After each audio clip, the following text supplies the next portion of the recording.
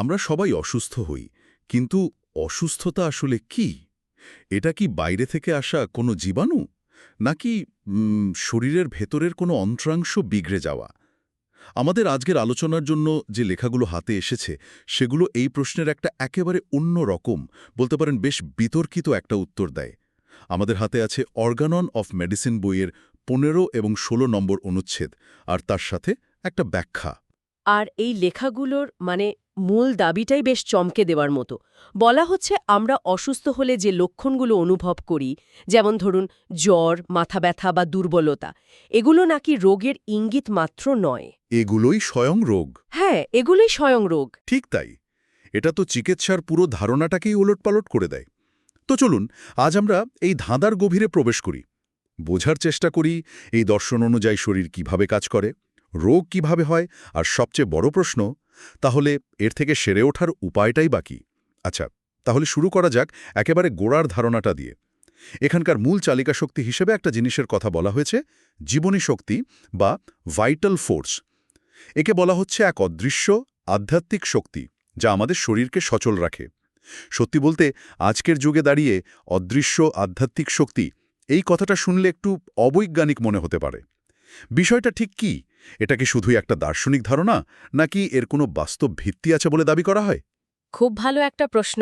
দেখুন, এই দর্শনটা শরীরকে একটা গাড়ির ইঞ্জিনের মতো দেখে না, যেখানে একটা পার্টস খারাপ হলে সেটা বদলে দিলে সব ঠিক হয়ে যায়। বরং শরীরকে একটা কম্পিউটারের সাথে তুলনা করা যেতে পারে।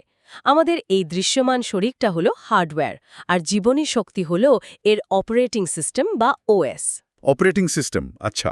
হ্যাঁ, এখন কম্পিউটারের হার্ডওয়্যার একদম ঠিকঠাক থাকলেও যদি অপারেটিং সিস্টেমে কোনো বাগ বা গ্লিচ দেখা দেয়, তাহলে কি হবে? স্ক্রিনে অদ্ভুত সব এরর মেসেজ আসবে, অ্যাপ ক্র্যাশ করবে, কম্পিউটার স্লো হয়ে যাবে।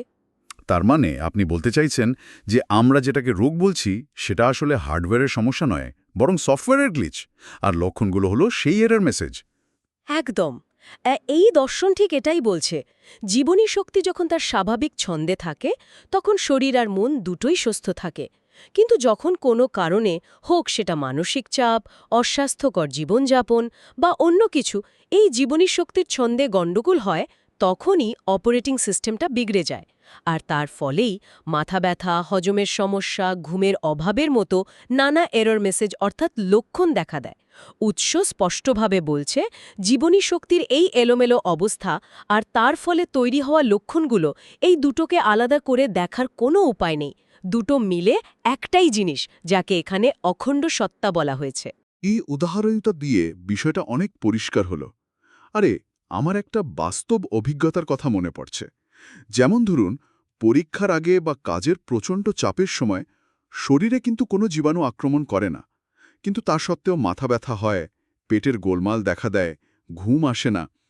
তার মানে ওই মানসিক চাপকাই আমার জীবনী শক্তি বা অপারেটিং সিস্টেমকে এলোমেলো করে দিচ্ছে, আর সেটারই বহিঃপ্রকাশ ঘটছে শরীরে।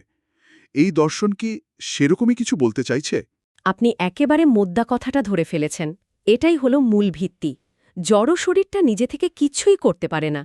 একে যে অদৃশ্য শক্তি চালাচ্ছে, সেখানেই আসলে মূল ঘটনাটা ঘটছে। তাই যখন আমরা অসুস্থ হই, এই দর্শন অনুযায়ী সমস্যাটা কোনো নির্দিষ্ট অঙ্গে নয়, বরং পুরো সিস্টেমের চালিকা শক্তিতে। আর এখানেই প্রচলিত ধারণার সাথে এর একটা বড় পার্থক্য তৈরি হয়ে যায়। ঠিক, কারণ প্রচলিত ধারণা অনুযায়ী আমরা রোগের কারণ খুঁজি একটা জীবাণু, একটা ভাইরাস বা কোনো রাসায়নিকের অভাব। অনেকটা যেন একটা দুর্গের বাইরে থেকে শত্রু আক্রমণ করেছে, আর আমাদের কাজ হলো সেই শত্রুটে খুঁজে বের করে ধ্বংস করা। কিন্তু আপনি যা বলছেন তাতে তো মনে হচ্ছে শত্রুটা বাইরে নয়, বরং দুর্গের ভেতরের ব্যবস্থাপনার মধ্যেই কোনো গোলমাল হয়েছে। ঠিক তাই। 15 নম্বর অনুচ্ছেদের ব্যাখ্যায় এই পুরনো শত্রু ভাবনার কথা উল্লেখ করা হয়েছে।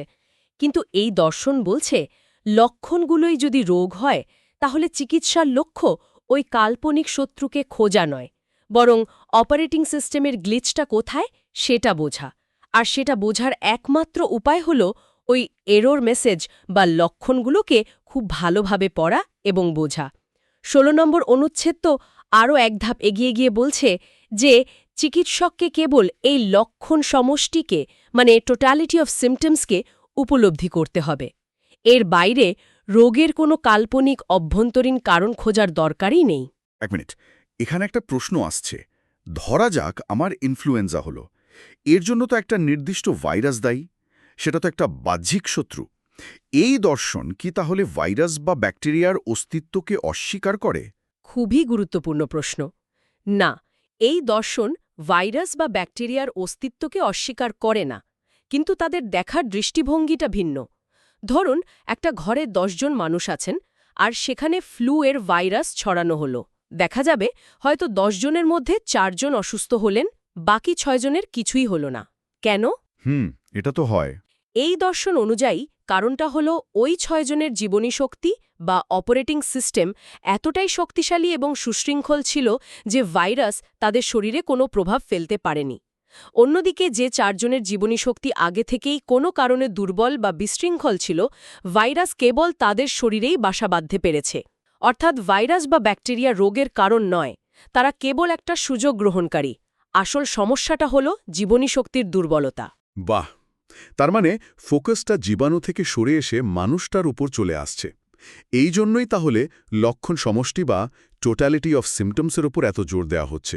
কারণ এক একজনের অপারেটিং সিস্টেমে গ্লিচ তো এক এক রকম এরর মেসেজ দেখাবে। একদম ঠিক। এখানে বিষয়টা সবচেয়ে আকর্ষণীয় হয়ে ওঠে। ধরুন, দুজন ব্যক্তির মাইগ্রেন ধরা পড়ল। প্রচলিত চিকিৎসায় হয়তো দুজনকেই একই পেইনকিলার দেওয়া হবে। কিন্তু এই দর্শন অনুযায়ী যদি আমরা তাদের লক্ষণ সমষ্টি দেখি, তাহলে হয়তো দেখব একজনের ব্যথাটা হয় মূলত সকালের দিকে, আলোর দিকে তাকাতে পারেন না, আর তার মেজাজ খুব খিটখিটে থাকে। অন্যজনের ব্যথাটা হয় রাতে, শব্দের প্রতি সংবেদনশীলতা বেশি, আর ব্যথার সময় তার খুব কান্না পায়। এই দর্শন অনুযায়ী যদিও রোগের নাম মাইগ্রেন, কিন্তু এই দুটি সম্পূর্ণ ভিন্ন দুটি অসুস্থতা, কারণ তাদের লক্ষণ সমষ্টি আলাদা। তাদের অপারেটিং সিস্টেমের গ্লিচ দুটি ভিন্ন ধরনের। তাই তাদের চিকিৎসা হবে সম্পূর্ণ ভিন্ন। হ্যাঁ, সম্পূর্ণ ভিন্ন। তার মানে এই দর্শন অনুযায়ী রোগের কোনো নির্দিষ্ট নাম, যেমন মাইগ্রেন বা আর্থ্রাইটিস, এগুলোর চেয়েও বেশি গুরুত্বপূর্ণ হল রোগের ব্যক্তিগত অভিজ্ঞতা। অর্থাৎ সে ঠিক কি অনুভব করছে, কখন করছে, কিভাবে করছে, এই পুরো গল্পটা। হ্যাঁ, পুরো গল্পটা। উৎস বলছে লক্ষণ সমষ্টি এবং রোগের অভ্যন্তরীণ মূল ভাবের মধ্যে কোনো পার্থক্য নেই, দুটি একই জিনিস। এটা একটা বিরাট বড় কথা।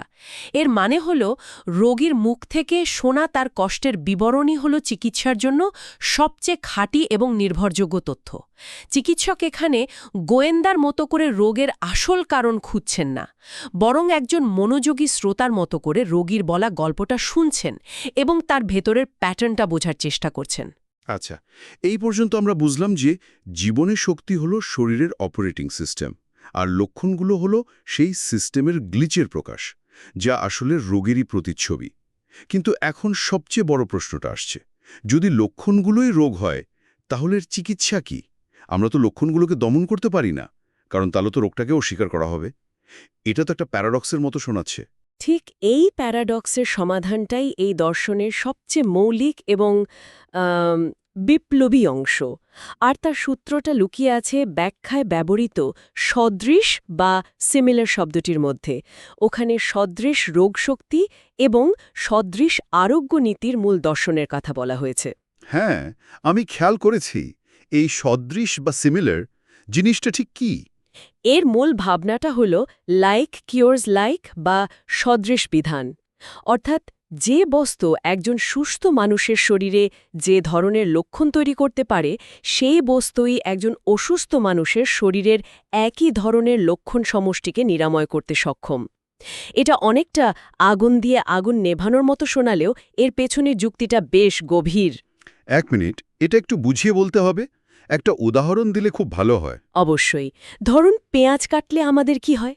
চোখ নাক দিয়ে অনবরত পানি পড়ে, চোখ জ্বালা করে হাঁচি হয়, তাই তো? হ্যাঁ, হয়। এখন এমন একজন রুগী এলেন যার সর্দিতে ঠিক একই রকম লক্ষণ দেখা যাচ্ছে, চোখ নাক দিয়ে পাতলা পানি পড়ছে, জ্বালা করছে, হাঁচি হচ্ছে। এই সদৃশ নীতি অনুযায়ী পেঁয়াজ থেকে তৈরি করা একটি বিশেষ ওষুধই ওই রোগীর সর্দি নিরাময়ে সাহায্য করবে। কারণ পেঁয়াজ সুস্থ শরীরে যে ধরনের অসুস্থতা তৈরি করে, তা রোগীর শরীরের অসুস্থতার সাথে সদৃশ বা সিমিলার। ওয়াও, এটা তো একেবারে উল্টো ধারণা। আমরা তো সাধারণত এমন কিছু খুঁজি যা লক্ষণের বিপরীত কাজ করে, যেমন কোষ্ঠকাঠিন্যের জন্য আমরা এমন ওষুধ খাই যা মলকে নরম করে, অর্থাৎ বিপরীত কাজ করে। কিন্তু এখানে বলা হচ্ছে সদৃশ বা একই রকম শক্তি প্রয়োগ করার কথা। এটা কিভাবে কাজ করে? এই দর্শন অনুযায়ী রোগ হল জীবনী শক্তির এক ধরনের ছন্দপতন বা ডাইনামিক ডিস্টারবেন্স। একে ঠিক করার জন্য বাইরে থেকে আরও শক্তিশালী কিন্তু সদৃশ বা একই ধরনের একটি কৃত্রিম ডিস্টারবেন্স প্রয়োগ করা হয়। তখন জীবনী শক্তি এই নতুন এবং শক্তিশালী ডিস্টারবেন্সটিকে প্রতিরোধ করার জন্য নিজের সমস্ত শক্তি দিয়ে প্রতিক্রিয়া জানায়। আর এই প্রক্রিয়াতেই সে আগের অর্থাৎ প্রাকৃতিক রোগের দুর্বল ডিস্টারবেন্সটিকে শরীর থেকে ঝেড়ে ফেলে দেয়। এরপর কৃত্রিম ডিস্টারবেন্সটির প্রভাবও অল্প সময় পরে শেষ হয়ে যায় আর জীবনী শক্তি আবার তার স্বাভাবিক সুস্থ ছন্দে ফিরে আসে। এটা অনেকটা একটা সুরকে আরেকটা প্রায় একই রকম সুর দিয়ে নিষ্ক্রিয় করে দেওয়ার মতো। তার মানে লক্ষণগুলো শুধু রোগের প্রকাশই নয়, বরং তারাই নিরাময়ের পথে সবচেয়ে বড় নির্দেশক, অনেকটা একটা ম্যাপের মতো। একদম। লক্ষণগুলো হল প্রকৃতির নিজস্ব প্রেসক্রিপশন। শরীর লক্ষণের মাধ্যমে আমাদের ঠিকঠাক বলে দিচ্ছে যে তার অপারেটিং সিস্টেমের কোন ফাইলে কোন কোডিংয়ে গণ্ডগোল হয়েছে। আর সেই অনুযায়ী আমাদের এমন একটা সফটওয়্যার প্যাচ বা ওষুধ খুঁজে বের করতে হবে যার কোডিংও প্রায় একই রকম। তাই এই দর্শনের লক্ষণগুলোকে শত্রু ভেবে দমন করার কথা বলা হয় না, বরং তাদের পথপ্রদর্শক হিসেবে ব্যবহার করার কথা বলা হয়েছে। তাহলে পুরো আলোচনাটা যদি এক জায়গায় নিয়ে আসি, বিষয়টা দাঁড়াচ্ছে এই রকম। আমরা জীবনী শক্তি নামক একটা ধারণা দিয়ে শুরু করেছিলাম, যা হলো আমাদের শরীরের অদৃশ্য অপারেটিং সিস্টেম। যখন এই সিস্টেমে কোনো গ্লিচ হয়, তখন কিছু এরর মেসেজ বা লক্ষণ দেখা দেয়। আর এই দর্শন অনুযায়ী এই লক্ষণগুলোর সমষ্টিই হলো রোগ, কোনো বাহ্যিক শত্রু নয়। হ্যাঁ, আর এর থেকে আরোগ্যের পথ হল সদৃশ বিধান, অর্থাৎ লক্ষণগুলোকে মনোযোগ দিয়ে পড়ে তাদের সাথে মিলে যায় এমন একটি প্রাকৃতিক শক্তির সাহায্য নিয়ে জীবনী শক্তিকে আলতো করে নাড়া দেওয়া, যাতে সে নিজের গণ্ডগোল নিজেই ঠিক করে নিতে পারে। মূল টেকওয়ে হল লক্ষণ সমষ্টির গুরুত্ব। এগুলো বিরক্তিকর পার্শ্ব প্রতিক্রিয়া নয়, এগুলো হল জীবনী শক্তির নিজস্ব ভাষা। শরীর যখন কথা বলতে পারে না, তখন সে লক্ষণের মাধ্যমে নিজের ভেতরের অবস্থার কথা জানায়। পুরো বিষয়টা আমাদের স্বাস্থ্য এবং অসুস্থতা নিয়ে ভাবনার ধরনটাকে চ্যালেঞ্জ করে। যখন আমরা অসুস্থ বোধ করি, আমাদের প্রথম প্রতিক্রিয়া কি হয়?